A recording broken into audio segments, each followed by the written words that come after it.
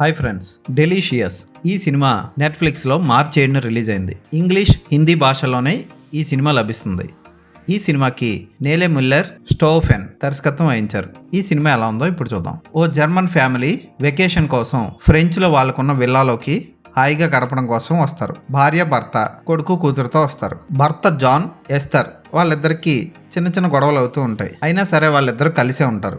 Esther ఎప్పుడు business విషయాల్లో ఎక్కువగా మునిగిపోతూ ఉంటుంది. అయితే ఒకరోజు హోటల్కి వెళ్ళి తిరిగి వస్తూ ఉండగా కారుకు అడ్డంగా థియోడోరా అనే ఒక అమ్మాయి వచ్చి పడుతుంది.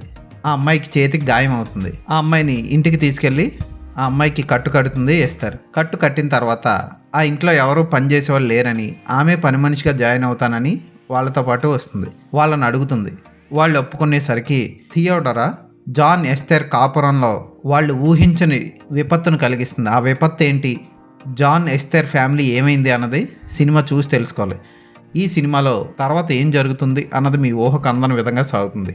దర్శకుడు స్క్రిప్ట్ని అద్భుతంగా రాశారు. ఈ థియోడోరా పాత్రని కరియా దియాజ్ చాలా బాగా పోషించింది. ఈ అమ్మాయి పొట్టిగా, రౌండ్ మొహంతో, ఉంగరాల జుత్తుతో చూడడానికి నిత్యమైన టైప్లో ఉంటుంది.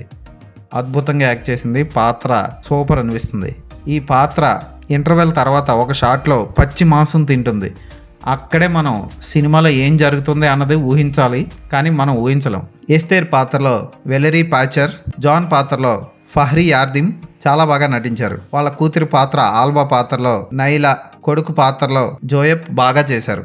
అసలు మన ఊహకు అందకుండా ఈ సినిమా జరుగుతూ ఉంటుంది. కోరా పాత్ర కూడా ఎందుకు వస్తుందో ఎందుకు పోతుందో తెలీదు, కానీ థియోడోరా పాత్ర మాత్రం సినిమాని నిలబెడుతుంది.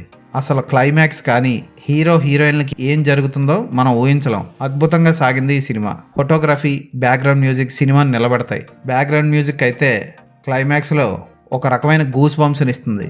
ఈ సినిమా ప్రస్తుతానికి హిందీలో, ఇంగ్లీష్లో మాత్రమే లభిస్తుంది. త్వరలో తెలుగులో రావచ్చు, రాకపోయినా పర్వాలేదు.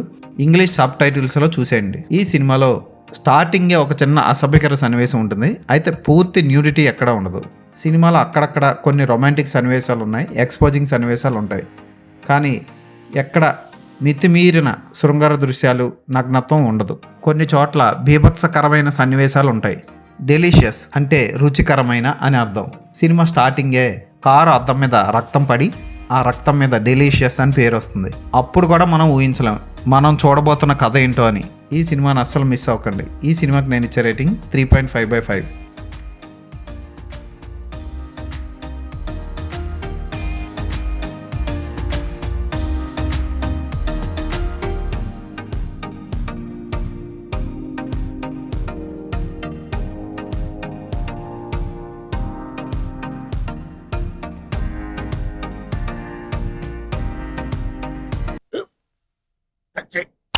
మన స్కూల్ బెంచ్ లాగా ఎంత గట్టిగా ఉందోరా.